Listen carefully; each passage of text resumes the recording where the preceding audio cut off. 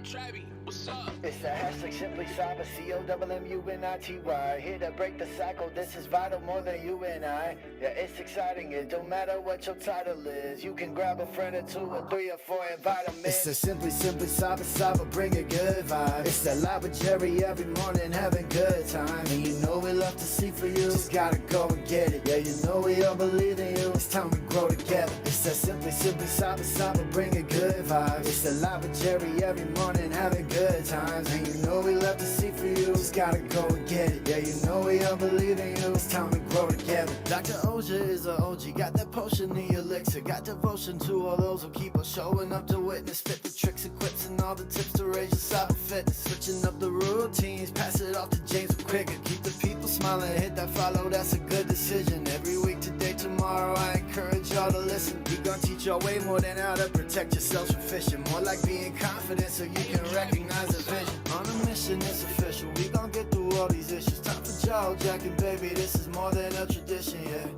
Oh, I can't forget to recognize the mods. They the engine, they the reason that you leave and feeling charged. It's a Simply Cyber, bring a good vibe. It's that live with Jerry every morning, having good times. And you know we love to see for you, just gotta go and get it. Yeah, you know we all believe in you, it's time we grow together. It's a Simply Cyber, bring a good vibe. It's that live with Jerry every morning, having good times. And you know we love to see for you, just gotta go and get it. Yeah, you know we all believe in you, it's time we grow together. Yeah. What else can I say? I hope you find some value in this place and have yourself an awesome day. Simply Cyber's here to stay. So let's all put our hands together ready. Time to hang with Dr. A.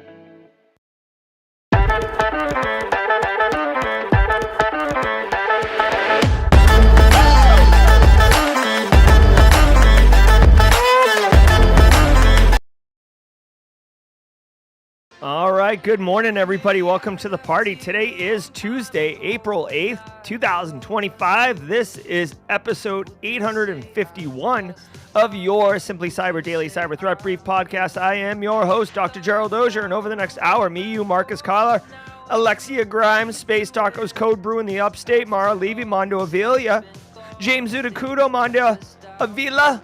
We got people like Dennis Keefe, the mods, Jenny Housley, Kimberly Can Fix It. So many, long timers, first timers carried down in Big Texas.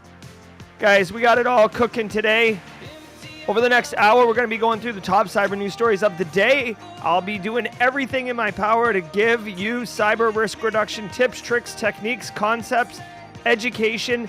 It's an instructor-led webinar, and basically what I'm trying to do is mine out value that you can get from these stories, whether it's either kind of strategic value, like at the macro level, or it's tactical value, like, hey, you got to keep your eye on this particular thing happening right now. Either way, the goal here is to help you drive cyber risk reduction for your business stakeholders, as well as level yourself up as a practitioner, because I'll be the first person to say you are the CEO of you. You know, companies demand 2-week notice, but they'll lay you off in a hot minute, and you want to be as valuable and as marketable as you possibly can, and staying current on the industry, engaging and networking with Simply Cyber community members, saying good morning to Jesse Johnson, aka the Cosmic Cowboy. All of these things are in your best interest, because I'm telling you, you never know, and cybersecurity requires lifelong learning and staying up on what's going on, because things change wicked fast, super rapid. But that's the benefit of it, right? That's the beauty of our industry and the path we chose. I do want to let you know, if you are looking to break into the industry and you're like, all right, I'm going to just click off this because this is clearly for active professionals. Nope.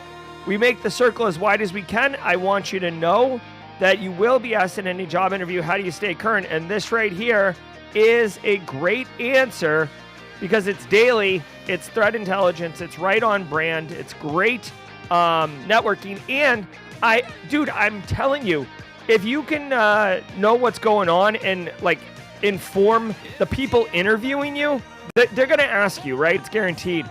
So if you can tell them something they don't know that's current, that might even be relevant to them, well then, you, my friend, have just delivered value to that interviewer and put yourself in a really nice light. Just saying. Plus, hey, if you could take a hot take that I provide and use it in an interview, take credit for it. I don't care. get the job. That's ultimately what I'm trying to do here for you. All right, now, I want you to know all these stories we're about to tear through. Good morning, DP, KP, Jasmine Lee, Cool Breeze. Guys, I want you to know, I don't research or prep for any of these episodes, so I don't know what stories are coming. That's part of the fun. AA Witherspoon's in the house, everybody. That's part of the fun, right? I don't research or prep. You're getting my honest reaction as well as my honest in-the-moment analysis.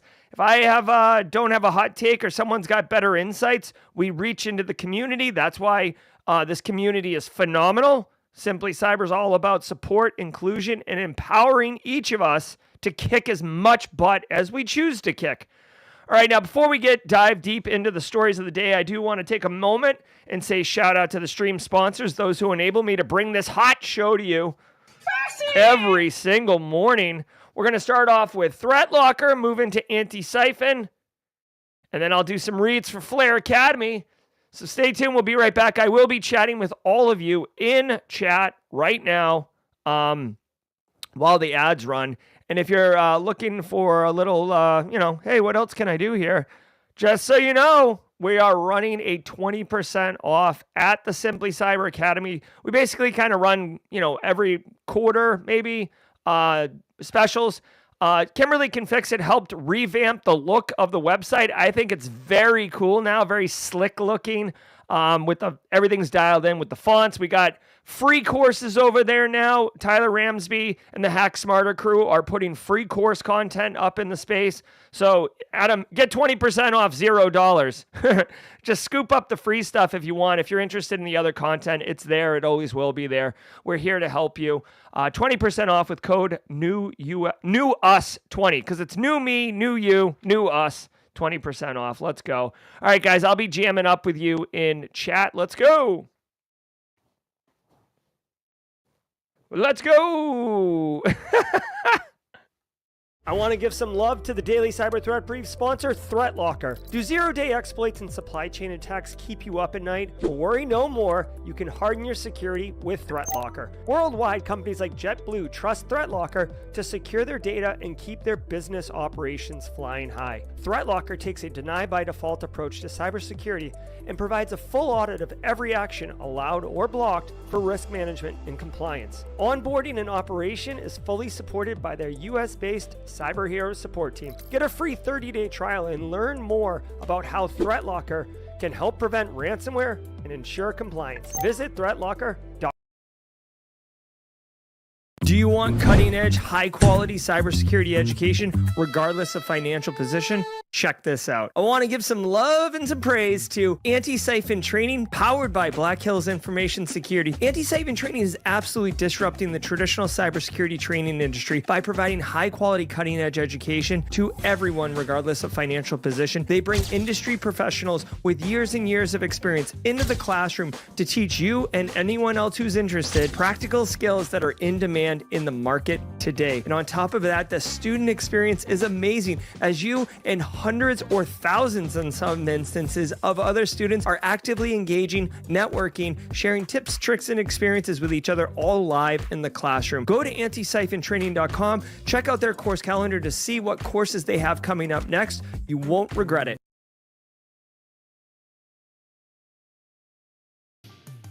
All right, breaking news before we get into the rest of the sponsor reads. Shout out to education. You guys, I got my first job in IT. Thank you so much for this community. Education, congratulations. Super pumped for you. Nailing it. All right, awesome. So happy for you. All right, guys. Hey, I also want to tell you about Flare Academy. Have you ever wondered what separates the best cyber pros from everyone else? Well, I'm Jerry from Simply Cyber, and I'll let you in on a secret. It's not just what you know, but who you learn it from, right? Not all, there's a lot of YouTube Academy. There's a lot of free education out there, but some of it's great. Some of it is not. I want you to know that Flare Academy gives you something incredibly valuable. It gives you direct access to active cybersecurity researchers through their exclusive Discord. Imagine getting your questions answered in real time by industry experts during post-event Q&As. Like, literally, it's you attend a training and then you have access to the speaker afterwards for follow-up questions, nuances, etc. It's very much like simulating the real-life speaker event and then approaching them on the stage afterwards. You can have a treasure trove of high-value training resources right at your fingertips. It's not really just another course. It's your backstage pass to cybersecurity excellence.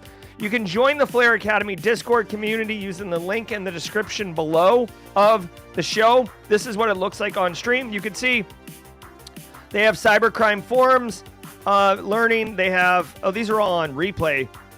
You can watch on replay as well. Cybercrime persona theory. I'm telling you, I'm in the Flare Discord. It's great. Did we just become best friends? Yep. Priceless Pancake with a super chat. Thanks, Priceless Pancake. And then finally, guys, holy crap, CMMC RP Saturday. Priceless Pancake winning.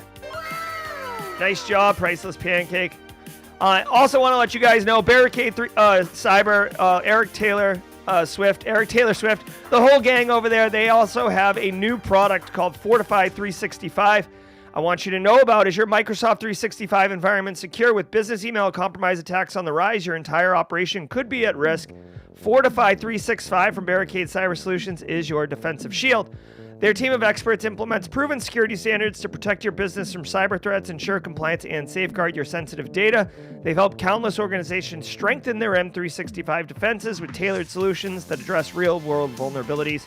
Don't wait until after a breach to take action. Visit fortify365.com today to learn how you can secure, or how they can secure, your Microsoft 365 environment against tomorrow's threats. Guys, I want you to know, every single episode of the Daily Cyber Threat Brief is worth half a CPE, so don't be shy. Say what's up in chat. Grab a screenshot.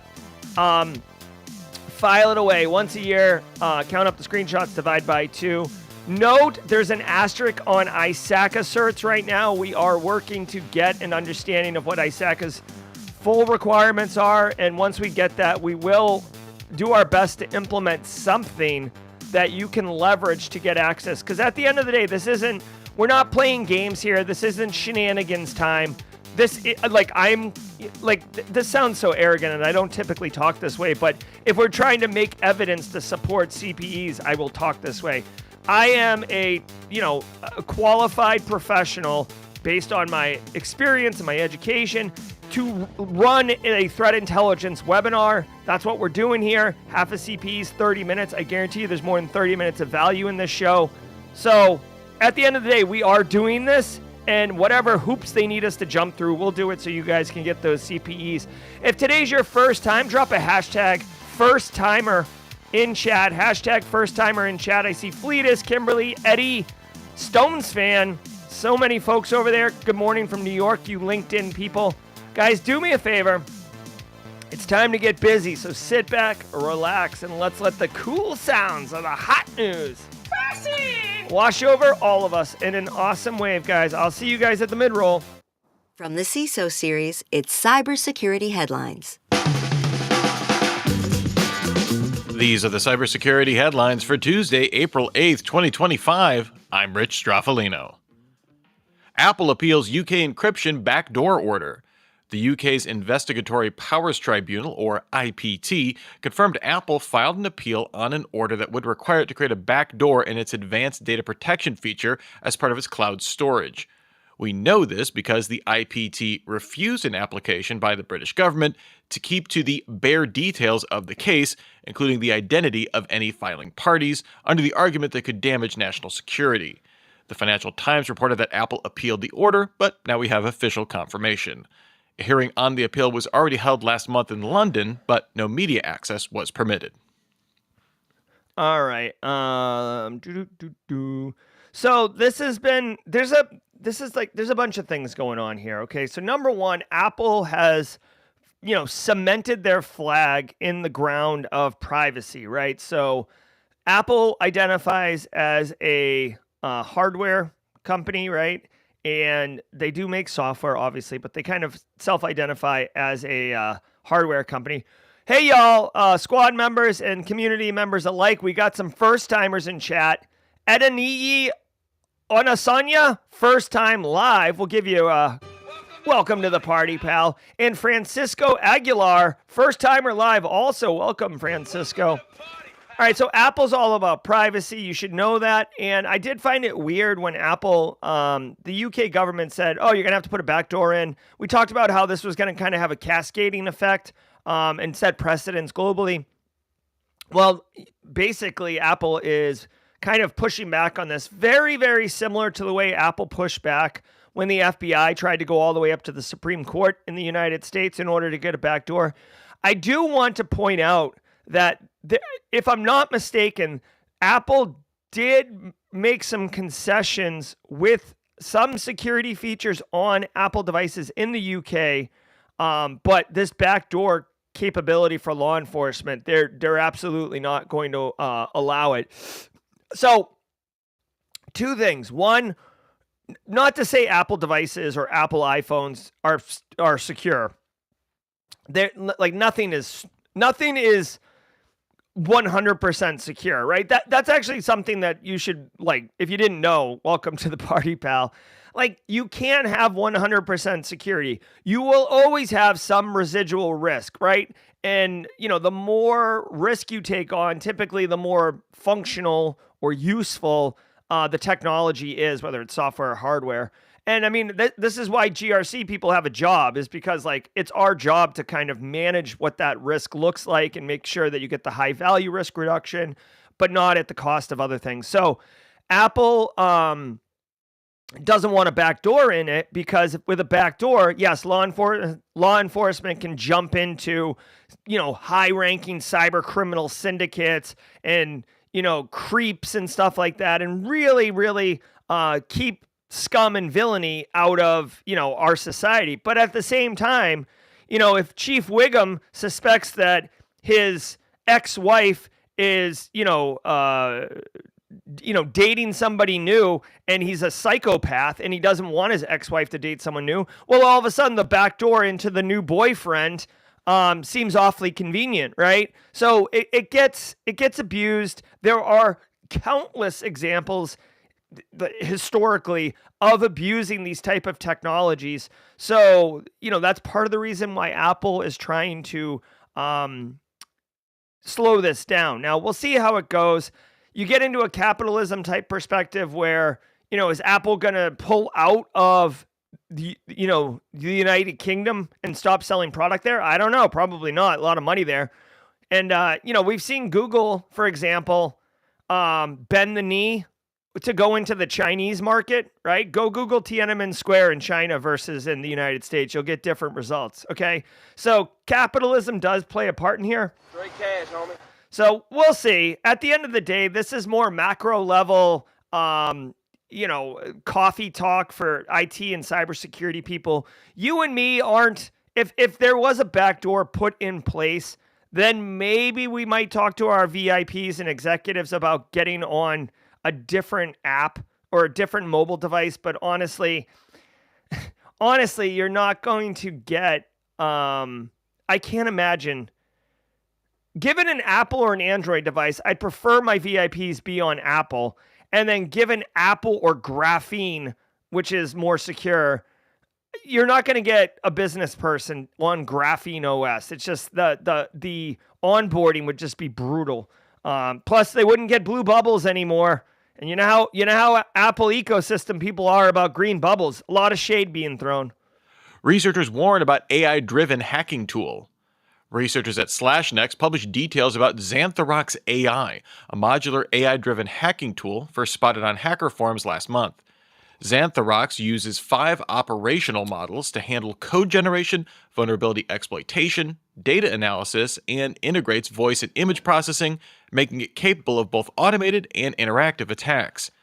Previous AI-based tools we've covered, like WormGPT, use jailbroken or workarounds to run on existing LLMs. But Xanthorax runs on a self-contained architecture on dedicated servers, with its operators claiming it runs a custom LLM. Yeah, okay. So, I mean, here's the deal. We have known for quite a while about the danger, I guess, if you want to put it that way, the concern of AI and generative AI making cybercrime, faster, easier, stronger, right? Little Daft Punk, bigger, stronger, faster, better, right? But a lot of these platforms like ChatGPT, Gemini, Claude, whatever, they put guardrails in place. They'll actually take dangerous stuff out of the training data so the AI doesn't even know about it. They'll also put guardrails in place that if it looks like it's trying to be manipulated to make weapons, it won't. Well, here is the solution to that. And I just want to quickly point out, for better or worse, again, with AI, I do not want to come across as a doomer, okay? But this book right here, if you go to simplycyber.io/books, simplycyber.io/books, here's a link to it. This is my curated book list, right? If you're into reading and stuff like that, these are books that I've read. They're all cyber related, except, I mean, I wrote this book. I didn't read it. I wrote it. But in this book, they talk about, as computers get more powerful, smaller, the platforms get smaller and stuff, you'll be able to run your own AI locally and get around all of the restrictions that are being introduced at the platform level. And, frankly, the examples that are given in this book are less cybercrime and more bioweapon. But again, not to scare the crap out of you this morning, but this right here is essentially threat actors are spinning their own AI with no guardrails in place, allowing them to be weaponized. And that's all it is, right? Now, I got to tell you, I'm not a big fan of xanothorax. Kind of hard to spell, kind of hard to share, kind of hard to say. But for you and me, practitioners, our approach shouldn't change, right? This is just like a bigger, faster, stronger gun that the threat actors have, but it's still a gun, right? Our strategy for defending from guns is the same, right? So I guess this is like good threat intelligence to just be aware that it's going to be coming faster, stronger, but it doesn't change the way that we need to build our information security programs. It doesn't change the way we should think about threat actors and threat actor attacks. Obviously the cyber kill chain will just be a bit more tight. And we saw yesterday with ChatGPT's image generation capabilities now, you can make really believable looking passports, really believable looking invoices, driver's licenses, all sorts of stuff. So it is, a brave new world. But anyways, TLDR, honestly, there's already been AI platforms that have been weaponized, Worm GPT, like Red GPT or something like that. So this isn't new news. This is just a bigger, faster, stronger version of something that's already out there. Okay. So again, situational awareness. Poison Seed campaign weaponizes CRM systems. Researchers at Silent Push found a new campaign that uses customer relationship management and bulk email systems to send out phishing emails with crypto seed phrases to potential victims. If I get another one of these emails claim to come from Coinbase, urging users with self-custodial wallets to transfer assets. The seed phrases are included in transfer instructions for setting up the new wallets, which would then grant threat actors access to them. It's estimated that Coinbase users have lost roughly $46 million in crypto assets since mid-March. The campaign has used a variety of providers to spam people, including HubSpot, MailChimp, Mailgun, SendGrid, and Zoho. Yeah, unfortunately, I was actually just trying to find this. Unfortunately, this is pretty effective. So, of course, for you crypto people out there, Jay Crypto right now is getting a little sweaty. His diamond hands are looking pretty good. Oh, by the way, I made the gross mistake of looking at my retirement account yesterday. Oh, God. Don't do that. So CRMs, customer resource management things, they're basically the Rolodex of a business, okay? It's a Rolodex. Bulk email providers, if you try to send, I tried to send a Gmail to like 17,000 people the other day, thinking I could. Google's like, nah, no, not going to do it.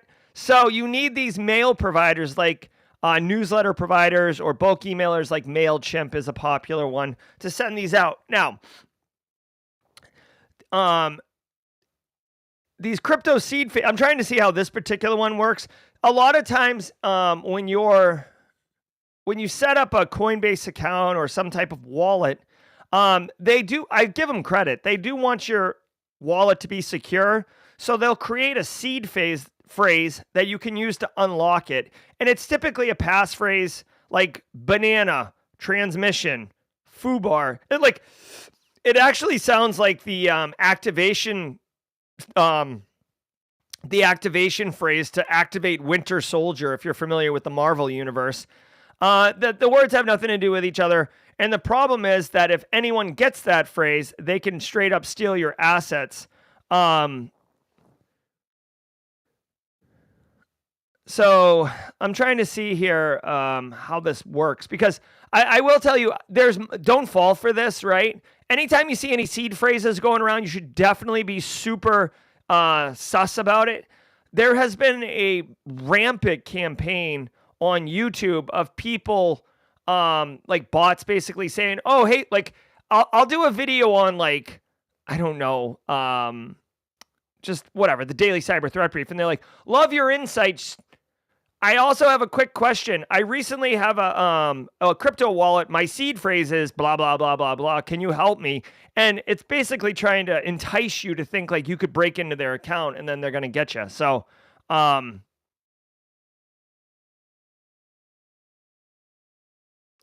okay, so I see what's happening here. So, two things. One, this situation is it's a phishing email that looks like Coinbase. It looks like it's from Coinbase, and it's telling you to set up a new wallet. The threat actor already controls the wallet, and they're having you get into the same wallet. So the victim doesn't realize that the threat actor currently controls the wallet also, and then you move your assets into the wallet, and then the criminal steals it. I'm not going to say this is super clever or anything. I find it unbelievable that victims are falling for this, but that's what's happening. Essentially, a threat actor is sharing a private wallet, probably the same wallet to everybody, and then watching the wallet just explode with value as victims are putting money into it, and they're moving the money out of it to another wallet, I would assume. Coinbase users have lost roughly $46 million. Oh my God. Straight cash, homie. To phishing. So it definitely happens. And it's definitely gross, guys. Two things about this, really. Number one, it's crypto seed phases right now. But the more important thing is phishing can be sent out en masse using these bulk email providers. So just be aware of it, right? It doesn't mean just because something comes from HubSpot or SunGrid that it's phishing. So you can't look at the domain name, but just, you got to educate your end users, guys. Honestly, I'd be a little reluctant to share this particular one with my end users, not because I want them to get robbed, but most of my end users aren't running around in crypto. So if I try to explain to like, Janet, who's like a 56-year-old who's trying to just like, show up, get work done, and then leave, about crypto seed phrases and Coinbase wallets, Janet's going to be like, what? Like I feel like if you try to explain this attack or educate your end users on this particular one, you're actually going to confuse them more than help them. So personally, I would kind of lay down on this one. I would keep it in mind though, if you do have crypto, if you have crypto friends or crypto circles you run in, honestly, at this point, they're probably aware of this one. One thing that really bothers me is that it's like considered normal in the crypto circles that like you're supposed to get robbed or mugged. Like if you haven't been rug pulled, you haven't really been there yet long enough. Like the fact that it's normalized that you're supposed to be a victim is disgusting to me. Everest ransomware site goes offline. The darknet leak site for the Russian-speaking ransomware group Everest went offline on April 7th after being defaced over the weekend. Before going dark, the site was changed to read, "Don't do crime. Crime is bad. XOXO from Prague." It's unclear if the site going dark came from activity by law enforcement, an exit scam by the group itself, or another third party. Everest was previously linked to an attack on the cannabis dispensary Stizzy back in November. Ironically, it's now Everest that appears to have gone up in smoke. Oh, well done, Rich Straffolino, with the sticky icky pun. If you guys didn't catch that one, he just did a little Rasta, Colorado style joke there. All right, so I hadn't really heard of Everest ransomware. Whatever. Their darknet site went offline. This is an indication that their operation has been impacted. This is not. All right, so two things. One, it's definitely a good sign for us, right? The darknet sites for these ransomware groups is how they kind of coordinate and communicate with their victims and with their affiliates. So when it goes down, it's like it's business impact. All right, guys. Like, again, I should have said this in the intro. I love myself some GRC, so I will find GRC in everything, and I'm about to GRC this one. Their website on the darknet is part of their critical business stack, right? Like, business isn't operating if they don't have that darknet site. So as far as mission criticality goes, you got to have backups of that site. You got to have emergency admins. You got to have people on call to be able to respond. What's your downtime? What's your RTO or your oh my God. I can't believe I can't remember the friggin' acronym right now. Recovery time objective is RTO, and then recovery time, or is it point, RTP? Basically, how long can you be down, and how far back does the data need to go that you could lose and it would be okay. Anyways, somebody wasn't doing GRC down at Everest ransomware. The second thing, this normally is reserved for law enforcement to take them down, but when they have a, greetings from Prague, XOXO, law enforcement has gotten a little bit more kitschy lately with threat actors. We saw it with the breach forums where law enforcement put the avatars behind bars in the landing page for the leak site. This isn't the case. So this does seem to be, I guess, an hacktivist. Because it's Russian and it says, greetings from Prague or whatever, it could be ideologically motivated. They did mention an exit scam. So just so you know, it's not uncommon when threat actors have the heat turned up on them. Law enforcement is coming after them. Thank you, Stone's Hand. RPO. When people are coming for them, they will exit, right, to make it look like they're shutting down operations. So to kind of dissuade law enforcement from coming after them. But what you need to know is it's the humans behind the ransomware threat groups that need to be stopped, not the threat group itself, right? So Everest ransomware goes down. The brains, the knowledge, the software, all of that's still there, just the site's down. So they can just take their money, lick their wounds, and spin up a new K2 or Denali ransomware. I'm being silly here to pick other mountain ranges, right? Kilimanjaro ransomware, hot on the scene, right? It doesn't matter. It's the humans behind it who understand the criminal enterprise. They understand how to execute, collect money, pay out affiliates, all that stuff. So I'm going to take like a slight win for this one, but we'll see. It really is we'll see where we are in 6 months, right? And now, thanks to today's episode sponsor, Nudge Security. Who's using AI tools in your org? Find out today with Nudge Security. Nudge Security discovers every Gen AI tool ever used in your org, even those you've never heard of. For each tool, you'll see who introduced it, who else is using it, where it's integrated into other tools, and a vendor security profile. Visit nudgesecurity.com/AI to get your free Gen AI inventory today. That's NUDGESECURITY.com/AI. UNITYE. All right, here we go.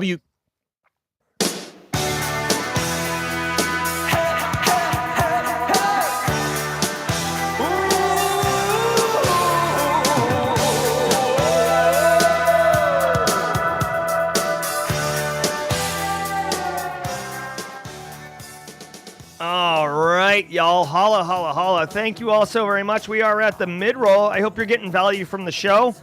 I want to say thank you to all of you, team community or team SC, the community, showing up every day.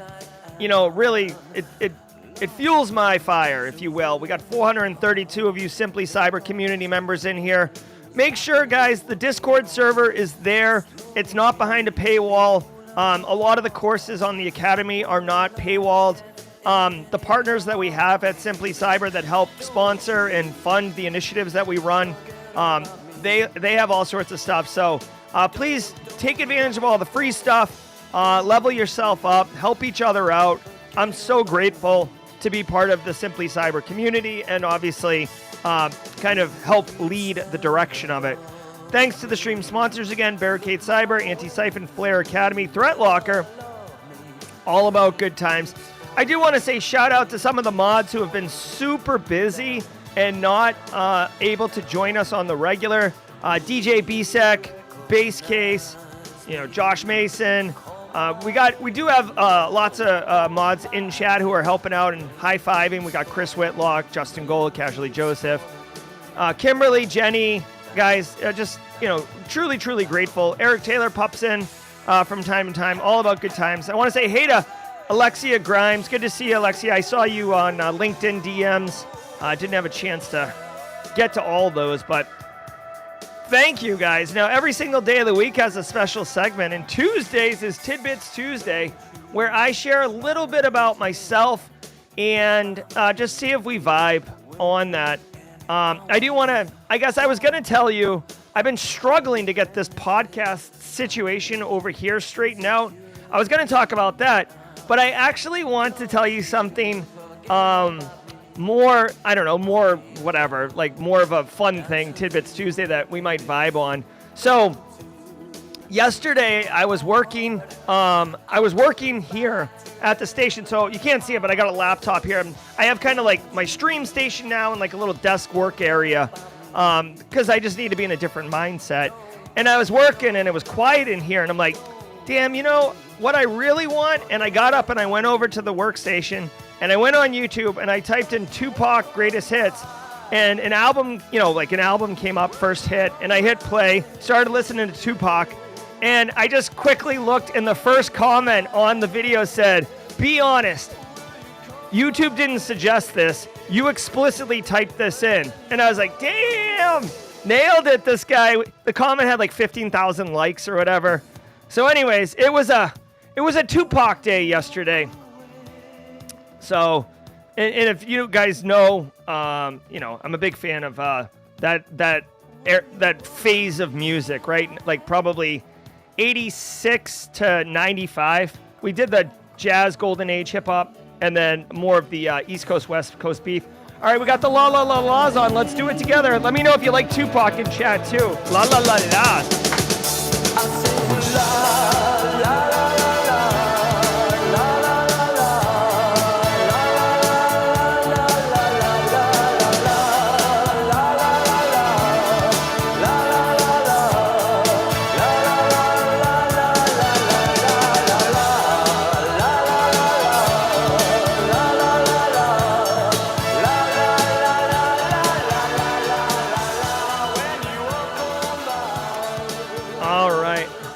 Awesome stuff. Hey, really quickly, Bruno Lima asked about when the portfolio building event is. I'll give you the explicit answer, but then I'll give you something better. Wait a minute. The next one is May 5th at 6 p.m., Bruno Lima. May 5th at 6 p.m. But what everybody should know is if you go to the Simply Cyber Discord server, at the top left of the server is a thing that says events. And when you click on that, it has a list of all the upcoming events. Holy crap, Becky Gaylord sharing some news with the community. Got news, I'm speaking at Layer 8 Con in Boston on June 14th. Awesome. Nice job, Becky Gaylord. Love myself some Becky Gaylord. Spent some time with her at a couple conferences, high fives. Very, very cool person. Congratulations, Becky. If you are in the Boston area or you're going to Layer 8, be sure to check out Becky's talk, or at least High five, Becky, at the conference. All right, guys, really quick, just there we go. Like really quick. There we go. We get some POC love right there. All right, let's get back into the news. Finish strong. WK Kellogg feeling soggy after Clop linked data breach. In late 2024, the Clop ransomware group targeted vulnerabilities in the managed file transfer utility Clio. We covered it extensively on this show. In a notice with Maine's Attorney General, the food giant WK Kellogg said it learned of a potential security incident due to the Clio breach on February 27, 2025, ultimately tracing it back to unauthorized access on December 7th. The company used Clio for transferring employee files to a human resources vendor, and the breach exposed employee names and social security numbers. WK Kellogg will offer impacted employees the now obligatory 1 year of credit monitoring services. Exactly. All right, so check it out. Clop ransomware has really, again, there's nothing for us as practitioners to do here. This is a case study. You can, you can learn from it, but there's nothing else here to do. Clop ransomware has carved out a nice little niche for themselves as exploiting file sharing software capabilities. So they made huge waves back with Progress's Move It software back in like 2023. Go look it up. Move It breach, Clop ransomware. They had so much data that they like went dark for 6 months because they were just digging out. They hit these large entities. You know, Kellogg's basically the cereal company. I'm sure these conglomerates like Unilever and stuff have a huge amount of businesses under their portfolio. Essentially, employee information got, and Clop ransomware is just executing the standard ransomware playbook. Here's your data. The victim organization offers 1 year identity theft protection. Throw it on the tire fire. Whether or not Clop ransomware is going to make money off this, I don't know. Even if they don't pay, Clop will probably bundle up the data and sell it on the dark web, where you and me, because we worked at, Kellogg Company, our data's out there and then we get screwed. Okay. Yeah, Valentino. So again, I will say, the Clop ransomware is no joke. You can see they leveraged 2 0-day flaws. All I would say is, this is pretty niche. So maybe not day one cybersecurity program, but certainly if you're any level of maturity in your cyber program, whatever solutions you use for backing up or moving data, whether it's Clio or Move It, or it's Veeam, or it's RCopy, right? You're doing it like on a lean budget, right? You're using RoboCopy, whatever it is. Just make sure that those capabilities that are designed to move data at large scale are secure in some way. This was a 0-day attack. So like, even if you had the tightest security and the hottest multi-factor authentication, it's possible it still could have been exploited. Now, 0-day doesn't mean skeleton key, right? 0-day just means there's no patch available. Sometimes you need initial access to a system before you can exploit it, or you need root privilege before you can exploit it. Okay, so don't think that 0-day means like burn it all down. Like it just so just be aware of that. But yeah, the Clop ransomware has definitely carved out a nice little niche for themselves.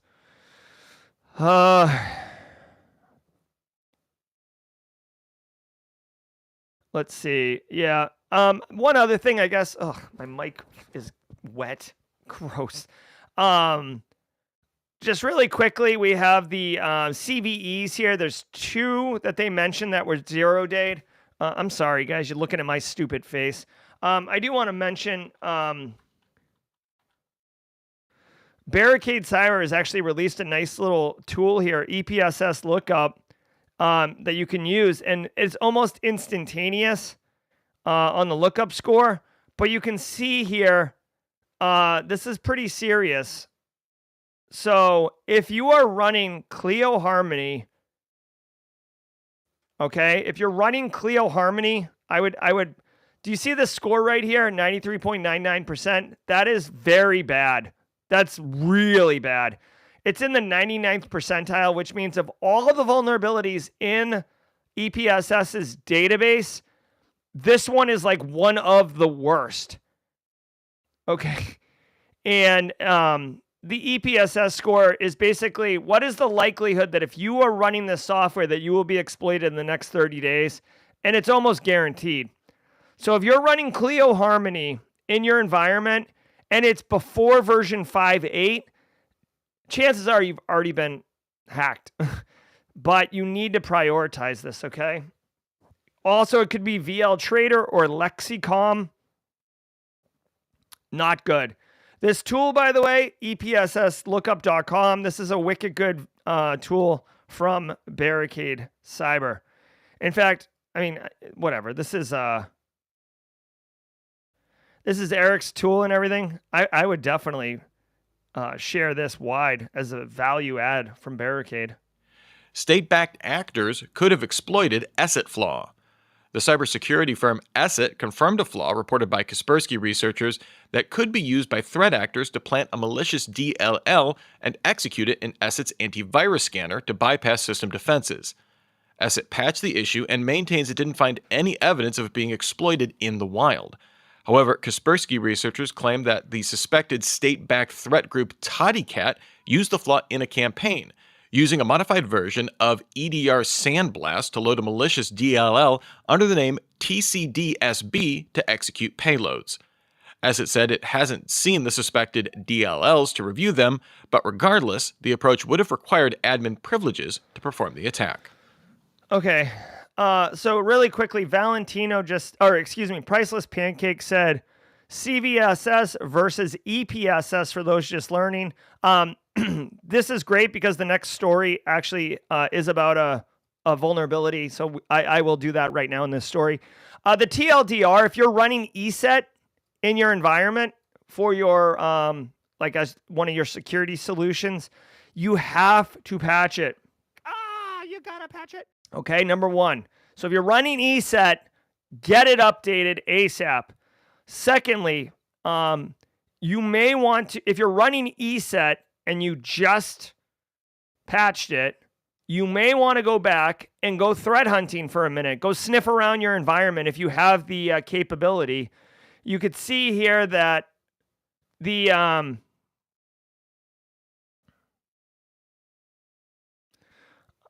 I'm trying to see if there is indicators of compromise. So let's see. TCDSB, I guess that might be the DLL. So the TCDSB file, you could go looking for that to see if it's been modified in your environment. Just so you know, like it's not impossible to change the date modified or the file created date to match what the original one was. So you can't always use that as, oh, it was modified today, so it must be manipulated. That timestamp can be manipulated as well. Obviously, I'm trying to see like what does this do as well.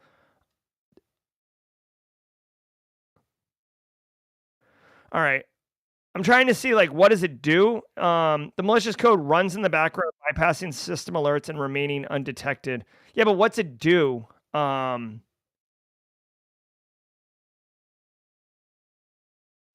Okay, it doesn't really say what it does.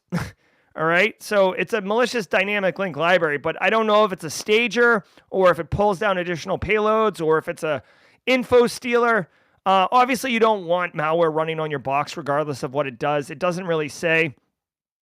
So let's take a look at this one. Again, if you're running ESET, definitely get it patched, but like what's your actual risk? So I'm going to go to EPSS lookup. I'm going to put in the CVE that is for ESET, okay? And I'm going to hit check EPSS score. Okay, you can see here, this one has a 0.01% chance, okay? So there is a 1/100th of 1% chance that you will be exploited in the next 30 days if you're running this vulnerable version of ESET. That would indicate that this is a very unlikely situation, either because of the complexity, the likelihood, the amount of chatter that's going on. So this particular one right here, this is the story we just did, the Clio Harmony backup solution that had like a 99.9% chance of exploiting. This one with that highest score is one that you absolutely should stop and go fix. This one, if you're running the ESET, is let IT know, but you can do it during regular maintenance cycles because it's so unlikely to be a problem. So this is part of the value of EPSS. CVSS score, you can see there's no CVSS score for this one, although in the story, I don't know why it didn't pull the CVSS score. In the story, it says it has a CVSS score. You can see right here on stream, 6.8 out of 10. CVSS is Common Vulnerability Scoring System. This is a standard scoring out of 10, but this is more around how bad is this vulnerability with no context of what kind of system it could be impacted on, what is the actual threat intelligence suggesting on severity of likelihood, because like threat actors are talking about it or whatever. CVSS score is fine, but it's kind of in a vacuum. EPSS score takes in a lot of temporal variables and a lot of what's the likelihood of it actually being exploited? The CVSS is like, just how bad's this vulnerability, okay? So for me, this is a compliment to Brandon Poole, who came on the channel a couple months ago and like shared this. So I'm all on EPSS score now, okay? So that's the difference between those two. Crypto miners pose as VS Code extensions. Extension total researcher Yuval Ronin discovered 9 extensions on Microsoft's VS Code marketplace that attempt to fetch a PowerShell script from an external source to install a crypto miner. These malicious extensions pose as tools for popular services like Discord, Roblox, Claude AI, and ChatGPT, or as compilers for various programming languages. These extensions have been installed 300,000 times, although this likely has been used to make them appear more legitimate. Extension Total reported the extensions to Microsoft, but they are still on the marketplace as of this recording. All right, XM Rig. I feel like XM Rig has their own stool at the bar. Like XM Rig Crypto Miners has been around for a minute. So here's the deal. Threat actors want you to run code, so they're sticking their malicious code in places that developers go. There's malicious NPM packages, malicious GitHub packages, malicious VS Code extensions, right? So if you're a Microsoft Visual Studio user and you're making code in Microsoft Visual Studio, it is possible that you go to the marketplace and you pull down some malicious code. Now, I will say it's not hard to look at code to see if it's doing weird stuff like crypto mining. But it's not common. A lot of times you'll just pull down a library. And I guess I'm sharing, like in my mind, I'm sharing this so practitioners who don't do software development can appreciate why developers, either professional software engineers or people who just hack stuff together, why they would fall victim to this and why you might see XM Rig crypto miners in your environment or Luma Stealer or whatever. It's not because the developers are stupid. It's when you pull in a library or an extension, you're basically, thank you, PyPy is another one. Yeah, SS Boxer's nailing it.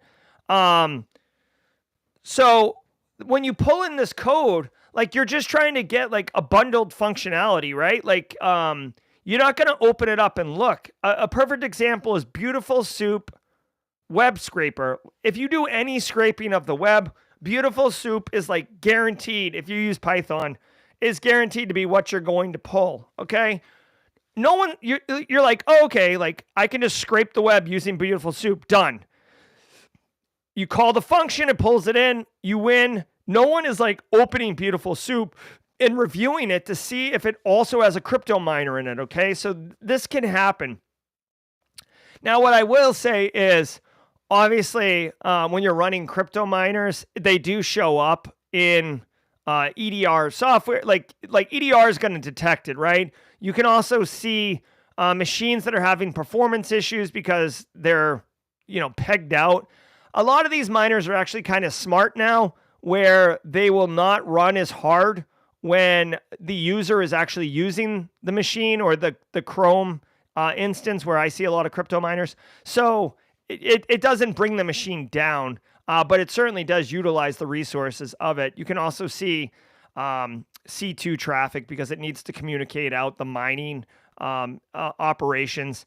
Honestly, I got to tell you guys, and this is, I'm a little embarrassed by this. I've said it on the show before, but like when you see crypto miners, like those aren't real. I mean, yes, you should not have crypto miners in your environment, but if an end user has a crypto miner running, to me, it's like a lower priority than if you see something else in your environment, right? Not to say that you should have crypto miners. I'm just saying it's, if Carl's Chrome instance is running a crypto miner, that's like a problem for Carl's performance of his machine and the utility bill, I guess, of wherever Carl is. So if Carl's at home, the crypto miner is impacting Carl's performance and costing him money for utilities. If Carl's at a Starbucks, it's Starbucks money. So again, I'm not trying to defend allowing crypto miners. I'm just saying from my practitioner perspective,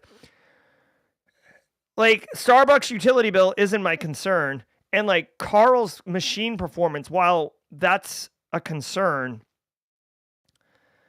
performance isn't really, like when we think about what our objectives are and what IT's objectives are, performance is more of an IT objective. Is the machine fast? Does the website resolve? Can they do their job? Security is more like, is the website available? Like it doesn't matter if it takes 1 second or 45 seconds to load, it's available, right? Now it is a bit of a concern. And this is actually one of the main conflicts between IT and InfoSec, is performance, which is why IT will complain about installing agents on their servers and crap. They're like, oh, you make the file server slow. It's like, do you? Really? Is that true, Todd? Did you baseline it from a performance perspective before we installed the agents? No, you're just complaining. All right. Threat actors posing as Ukrainian drone companies. Ukraine's Computer Emergency Response Team, CERT-UA, began tracking a campaign in February in which threat actors pose as drone manufacturers and state agencies to infect systems with info stealers. They approach victims with emails with malicious attachments using compromised accounts under subject lines typical for drone operators, things like mine discovery. Once infected, the campaign uses gifted crook malware to steal browser data and exfiltrate it to Telegram.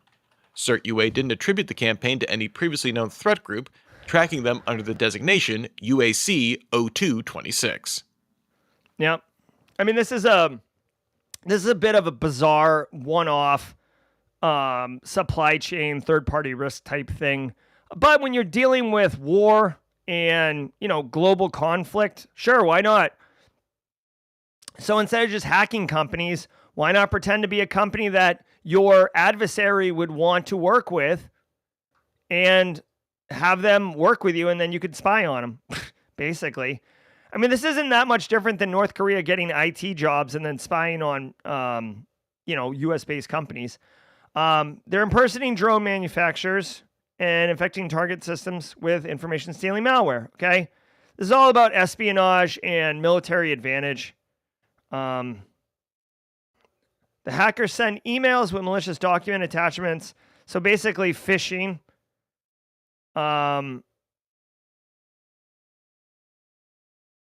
Okay. And then for some reason, the victims will then run the code.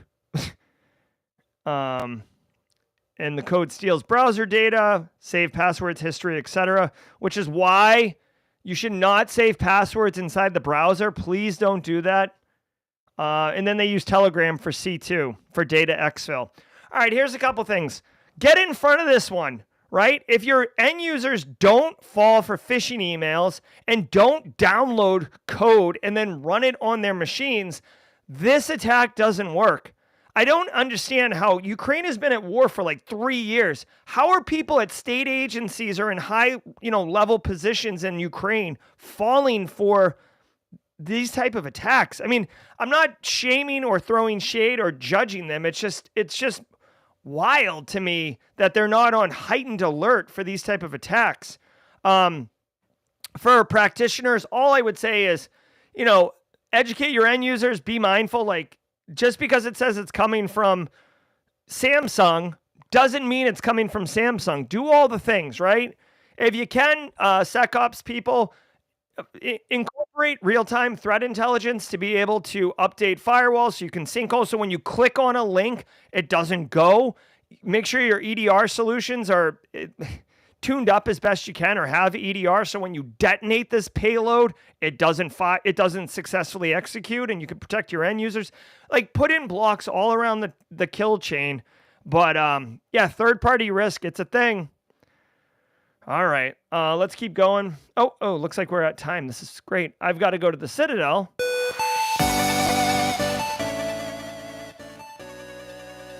We are right on schedule, everybody. I do want to do two things. It looks like we've got Eric Taylor from Barricade Cyber Solutions for jawjacking. Jawjacking's a 30-minute ask me, but ask ask Eric Taylor anything. He's a very seasoned practitioner, a lot of focus on the blue side forensics. He's going to answer your questions, get you answers that you need to level up or to share resources, etc.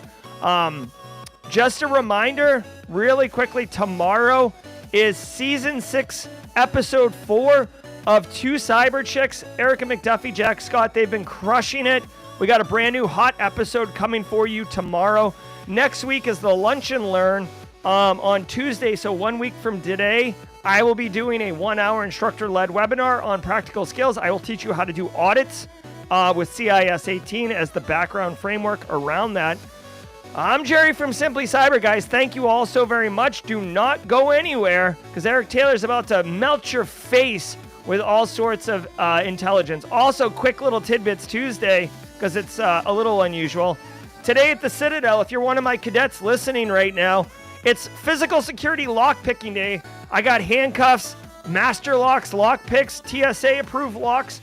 We're gonna learn a skill today, y'all, and I'm super excited. It's basically lockpicking village in my class. So stay tuned for that, guys. I'm Jerry from Simply Cyber. I want to say thank you all very much, and stay tuned. We're going in later. Or excuse me. See ya.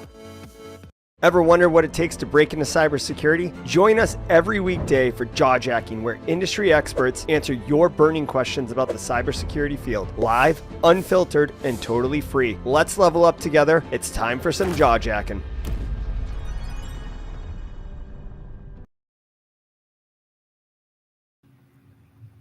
What? Oh, that is ugly. Hold on. What in the holy McBack trash is going on? All right. There we go. What's going on, everybody? Sorry, a little bit of a different scenario. Need to be down here today. So you'll see a little bit of the behind the scenes of the casa. My internet is completely all trashed out because they're building out phase 3 of our neighborhood. So there's a ton of construction going on down the road. So internet's been a little spotty, but we'll work through it, right, ladies and gentlemen? Morning, Jonathan. How you doing? Morning, Dream Logic. It looked like I had a fuzzy robe on. I mean, I can turn that filter back on if y'all really want it. Hold on. If that makes y'all feel dandy. Let's see, auto, blurred background. Oh, now it's actually blurring the background and not putting me all whatever. I think it messes with the video too much. So we will turn that off.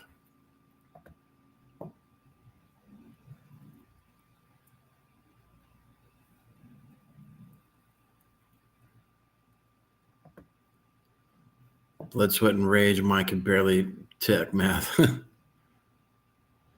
What do y'all want to talk about today, ladies and gentlemen? I have a little bit of free time.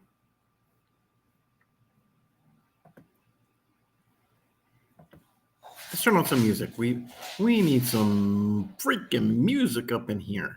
Let's do some chill hop.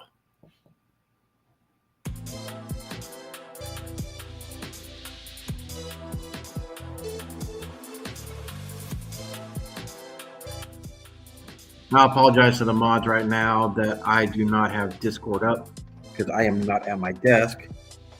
So let me show y'all why I am downstairs.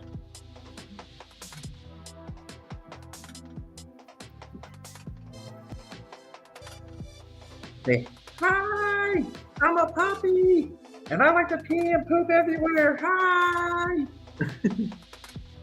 Yep, so we got a third puppy. So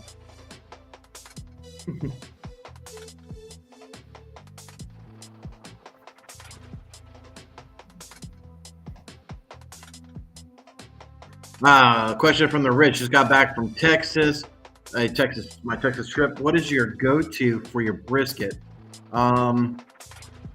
I mean, I do a lot. If you're talking about like the seasoning, it's mostly just a dry rub. You know, it could be salt and pepper. Sometimes I use meat church. Sometimes I use Traeger seasoning. It really does depend on just how much I want the meat to absorb the seasonings. If I want more enriched seasonings versus just like a traditional, salt, pepper, garlic type of thing like you get into Texas. I will also let it rest or season overnight. So like if I'm going to smoke it on Saturday, I'll trim it on Friday afternoon, let that rest for a minute. Then I will season it that night, let it sit in the fridge overnight. And then Saturday morning, I put it on the smoker. So hopefully that answered your question. The Pain, I asked earlier in chat, what would you do to save your password if not in the browser and cross-platform? Password management. Password managers. All of them are browser extensions, and they have their own quote-unquote containers or whatever, but they're pretty much encrypted, and they help store things. So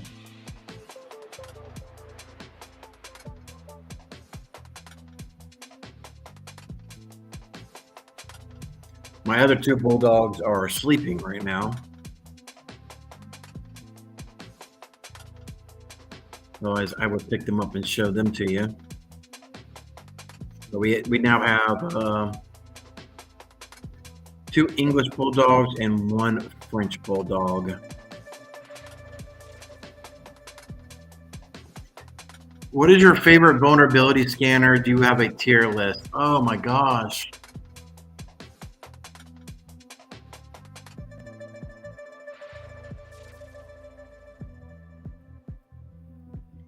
That is a good question. I've been so internal, like for forensics and everything, for so long. I'm a little out of touch on like the web ones. I mean, I know there's Rapid7, there's Nessus. You can nmap it. You can, Run Zero is out there. There's a bunch of them out there, but I don't have a favorite one anymore, unfortunately, because I'm just not into it. I will say when we're working cases, a lot of the times, and you'll see me kind of come down here because we have a puppy, so it wants to chew on shoestrings and chew on toes and other puppies' toes and all that. So I'm a tad bit distracted, but we'll of course use our EDR that gives us vulnerabilities on an endpoint. We're starting to ingest the XDR stuff so we can see the communication for network telemetry and 365. I mean, I still stick with a lot of Shodan stuff. We let that scan run on the public interfaces and anything with the domain. It's not an instantaneous thing most of the time, unless Shodan's already been monitoring that domain or the list of IP addresses. So yeah, I mean, that's kind of what we do in a lot of our cases, just to see if there's any other low-lying fruit. But maybe there's people, I'm not sure if DJ BSEC is still doing Thursdays. I know he's been pretty busy. but he most definitely will have a favorite vulnerability scanner because he's definitely more in that sector than I am. What is your angle on these crypto recovery scams? Like Jerry was mentioning, people was posting seed phrases. When a potential target only wanted transfer out of the wallet since it's already, like I guess it got compromised. Do people actually put money into them? Yeah, people do put money into cryptocurrency. Let me reread this. What is the angle on the crypto recovery scams? From a 30,000 foot view, they're just prying on vulnerable people already, right? So if you've been a victim of a crypto scam, you're willing to potentially pay people to help you recover money that's already been lost, right? Let's just say hypothetically, someone got access to your system and they exfilled all of your cryptocurrency out of Binance or Coinbase or your private wallet or whatever the case is. Are you willing to potentially spend $20K thinking you're going to potentially recover your $300K that was in a crypto wallet? Most of the time, they're not able to recover that stuff back, right? Sometimes you can. It's over my head though, but I will say it's like 1% chance that you're able to recover those funds. I know there's some stipulations. Like if you send it to an improper address that's not valid, which I don't see how. This doesn't definitely sound like a decent music. Let's see. But yeah, it's very, very rare that you're able to recover those funds. So I'm not sure about you guys, but that definitely sounds loud to me. So let's turn it down a bit.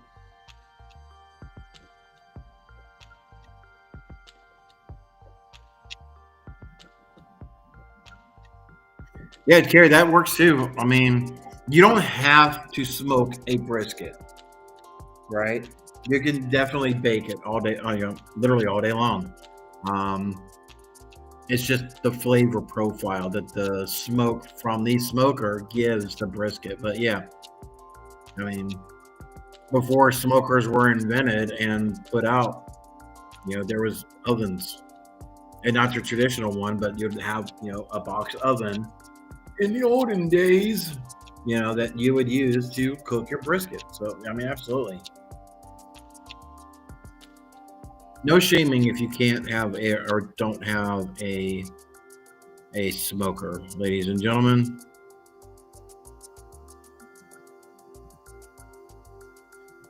I mean, that's one way of doing things. I joke about it sometimes, Carrie, like your passwords can't be taken by malware if it's written down in a notebook. It's kind of sad that we're like kind of okay with that to some degree.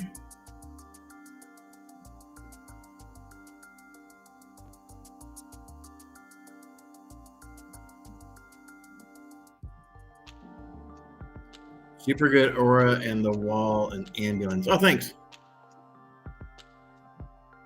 Yeah, I'm not really sure about those. So we have 3 windows over there, and we got like a picture above all 3 of them of different Charleston scenes. Those are I'm in Charleston, or right outside of Charleston, South Carolina. So a lot of our stuff is the rustic Charleston look.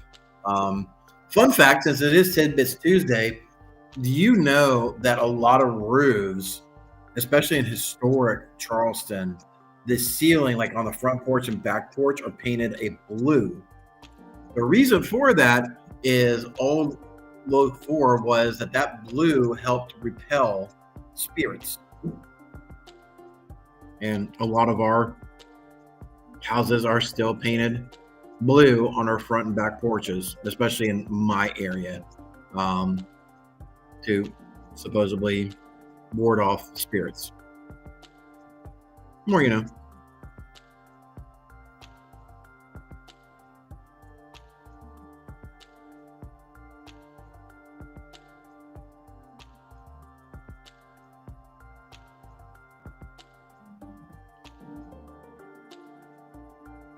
Following up on person's name I can't pronounce, I'll just say Mr. Monk. How about that, Mr. Monk? Question about tools such as vulnerability scanners. How much of your work is becoming less or changes a lot due to AI becoming more and more part of the industry tool? So in my industry, there's not a lot of AI. There really isn't, except for the EDR tool itself, for detections. But a lot of it still requires so much manual review, so much manual process, everything like that. To some degree, AI is making my job harder.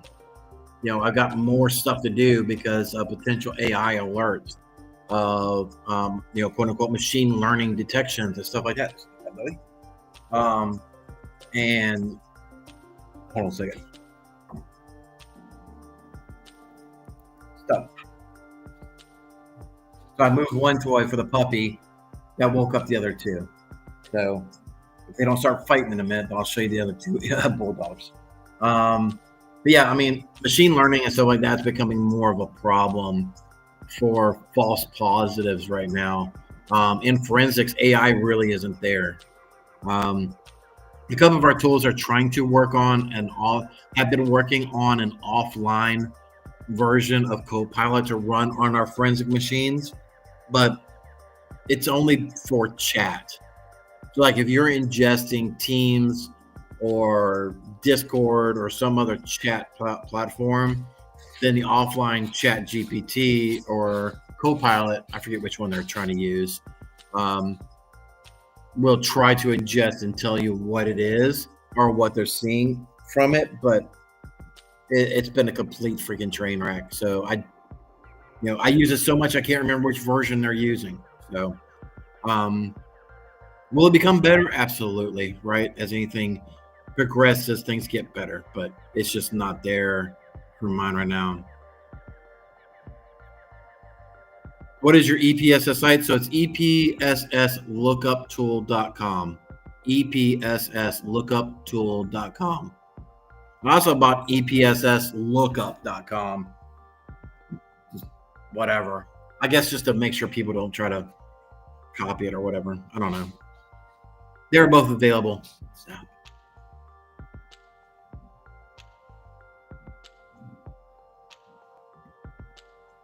Fire could claim your notebook. Yeah. Tony, and that's, this is a perfect reminder of the saying that I always tell my clients. You have security, you have corporate functionality. At some point in there, they have to meet. You can't put so much security in that the business can't operate, and you can't just let the business operate at 50,000 miles an hour with no security. They need to come together. They need to be able to work hand in hand. You're going to have to allow some exclusions in your business or in your security policies to allow for business operations. It's a whole give and take. You're never going to have 100% security. There's always going to be exclusions. There's always going to be exceptions because of legacy software that can't be replaced or redeveloped because nobody's around to recode it. Take your ever never-ending list of stuff. So, and I do like the old school paper. Like even when I'm doing, I'm taking on new cases, and we're doing our discovery call. I literally have a piece of paper and I'm just jotting answers down the entire time. I go through notebooks like it's freaking like I run a forestry.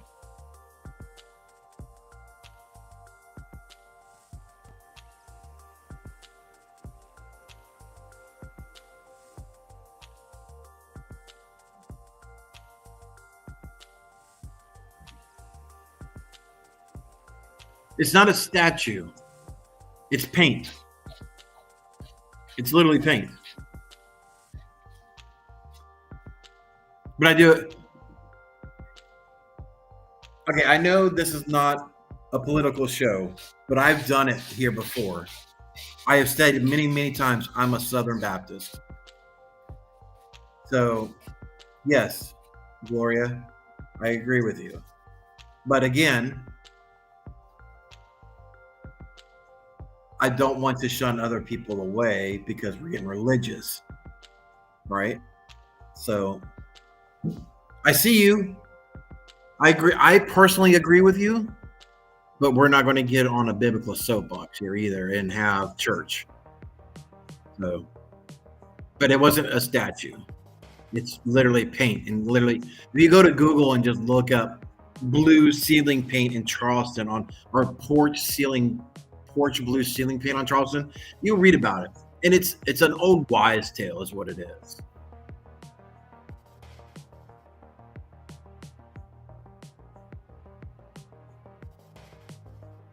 But let's not get too biblical in chat, okay? Seriously.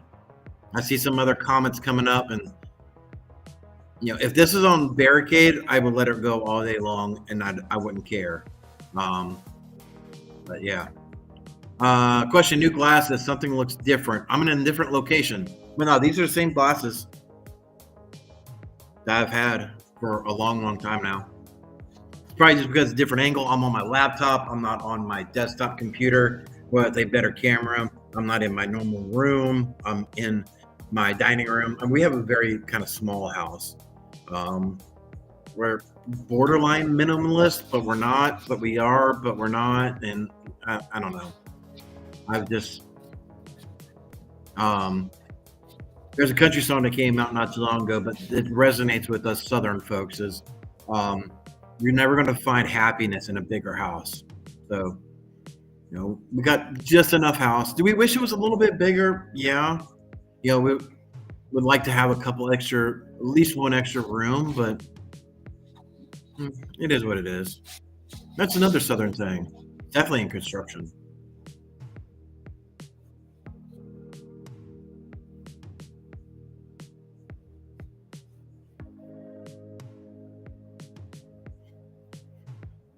I think I have a mess from the puppy to go clean up in a second.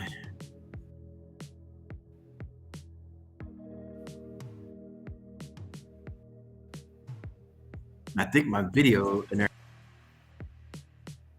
just jacking up. Again, if you're just new, they are doing construction in phase 3 of our neighborhood. So our internet has been a little spotty from time to time. So I'm considering getting Starlink as a failover. Question from Dennis: what AI tool do you find the most useful right now? No BS aside, I find Grok from Twitter, X, whatever you want to call it, to be the most impactful right now. I've been trying the Microsoft Copilot internally, because some of the new licensing we had to go up to, we got access to it now, and I've been messing with it. And, unless you're trying to scan a Word document or some Office document or something in your SharePoint, it's complete freaking crap, right? So, but right now, as of April 8th, 2025, because literally tomorrow, OpenAI can be like, yep, we're releasing a new GPT and it's going to blow everything away. So, yeah. And I'm pretty sure the puppy just went in our bedroom to go make a mess.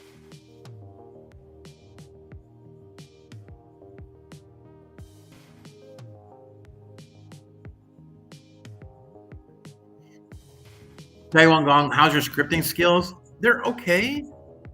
I'm no scripting guy. Like the EPSS score, I had to use Grok with some of the with a lot of the JavaScript stuff. So there's a good part of that whole entire JavaScript that is from Grok. PowerShell, I can make some pretty good PowerShell commands, commandlets and stuff like that. I really need to get into PowerShell applications, like using the PowerShell GUI and things of that nature. I've been messing, just trying to figure out, like, just creating a tool for us internally and clients so that way they can go through and pull,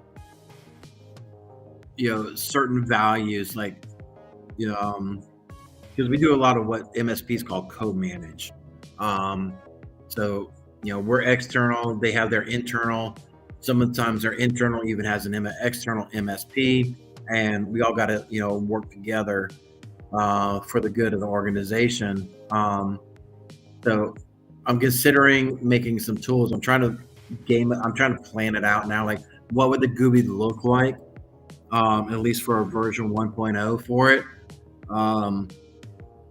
And, make sure our tools are installed, certain policies are installed, and working with their vendors' APIs to make sure their tools are installed as well. So like if our EDR is installed, then this tool could go through and help the end user push commands to make sure their tools are installed as well.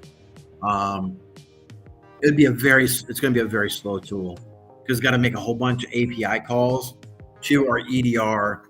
Then the EDR has got to send a command to the endpoint, run it, repopulate it. It's going to be a freaking mess. And that's kind of why I haven't done it yet, because I know it's going to be a slow ass application.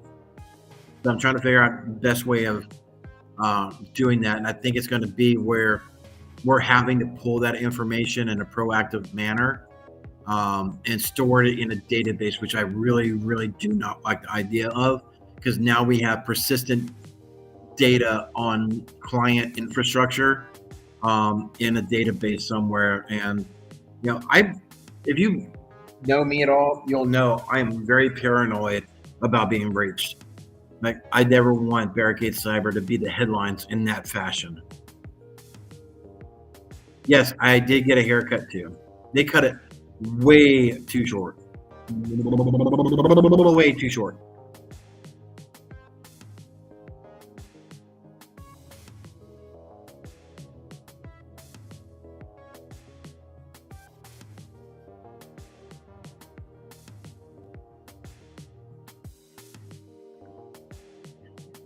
So what is something you've learned recently, either intentionally or accidentally, that changed the way you work? It wasn't recent. Well, I guess depends on Cam Gadget, what your definition of recent is. But I would say we had a case probably 4-5 years, maybe a little bit longer now, where we were talking with a client and going back and forth, and I still use this analogy every day, that not all data is considered the same. And you relate that to a house fire. Now, you've been around for a long time, you've heard this story, or you've heard this analogy. But you got a house fire, you're trying to pull stuff out, neighbor runs up and starts going in. In most houses, your front door, you have a living room or a dining room or something, you have a hallway. It's not the most sensitive, critical stuff in your house, right? It's normally in your bedroom, your kids' room, in your safe. Sorry. Older puppies are getting fussy with younger puppy. But I go in, or your neighbor comes in and starts taking pictures down from your living room or from your foyer or whatever. And your house completely burns down. You're like, MF, my dogs were in there. My stuff in my bedroom was in there. Those were more important. And because you didn't know that information was more important than the stuff in the foyer, in the dining room, in your study, whatever, you have no criticality impact of, or definition or identification, whatever analogy you want to use or label you want to put on it. There's no importance put on certain levels of information in your data. You always ask people, where does your data live, things of that nature. And you're getting to kind of the point, but you're not putting the criticality to it. And during a disaster recovery scenario, that everybody should be tabletopping. You need to gamify. It's like, okay, hurricane came through.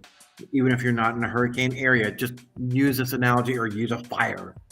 If you want to be Californian, because they've had problems with that. Use whatever analogy, but something came through, demolished your entire building. Gone. All right. You call a construction company, you get a job site trailer stood up on your property. Electric people come in, your favorite, server manufacturer, Dell, HP, Lenovo, whoever, they drop shipped you a bunch of new servers. And now they are looking at IT. All right, what do we do now? I need to get back to making sprockets, right? What do I need to get in this server rack, this mini server rack running, even on a limped up system, running at say 40%, 50% of original capacity or functionality? How are we going to get that up and running?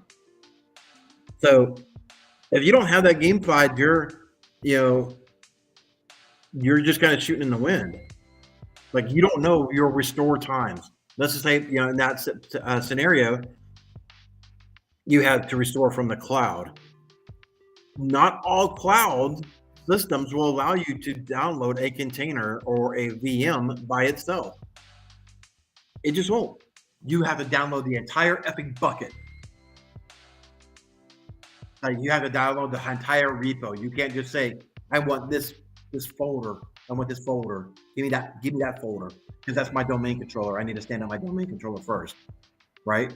Or I need to stand up my camera server first, because we need to make sure people are not coming in, and we need to monitor the situation while we restore. Whatever your critical first layer stuff is, not every repos or cloud provider is going to be able to do that stuff, right? So being able to do that stuff and saying, this is my restore path. This is what I need as a minimum to start processing either in already in progress work, or if you're like a just-in-time business, like a lot of manufacturing is for the automotive industry, they do just-in-time ordering. They, you need to be able to process new ones so you can get it through, right? So what does that restore look like? And then, doing that mock situation, you're like, okay, boss, in our latest mock, going through restoring this server, this server, this server, these 4 workstations, so that way people can work. These other 5 servers took us 28 hours, and we're still not fully restored. Plus, we're working at 50% capacity because of the temporary servers. And then to get to full completion, it took us a week. Business owner, is that an acceptable time? Right? And I mean, I'm going very long-winded, right? I'm full of ADHD, but that's the way that you got to be looking at this. You got to classify your data. What is the most important to be restored to? Like, that can take a freaking month. It doesn't matter, right? So, during the engagements that we work in a forensics matter, we go through this process. Like, okay, if a decryption was developed or bought or discovered, what servers do we need to work on first to get you up and running? What does this whole process look like? And we built out a mock restoration plan, right? I mean, we start sending data. The data is, if a decryptor doesn't work, we need to restore to try it again. Long story, but yeah, data classification is definitely something workflow for every time. My internet is going to make trash. Hopefully you've got all that, because I just had several yellow warnings on all that. Brandon, yeah, I don't know if it's hot blue. It's close. I'll have to look it up.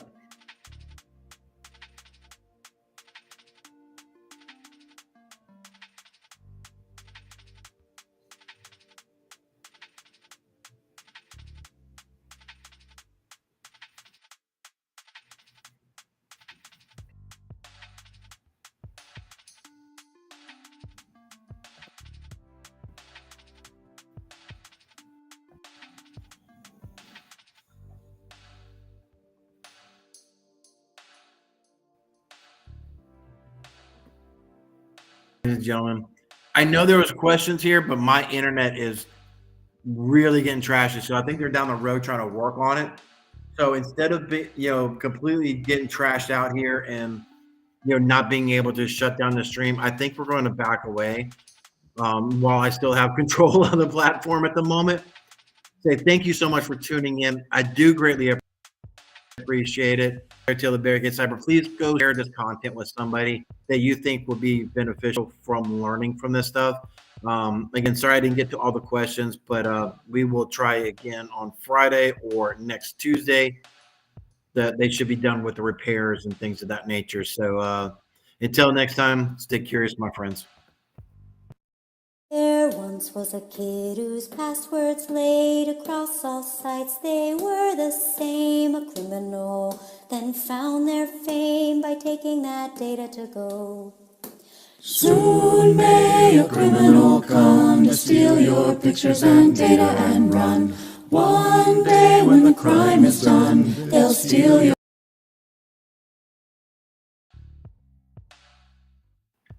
Go smoke some brisket.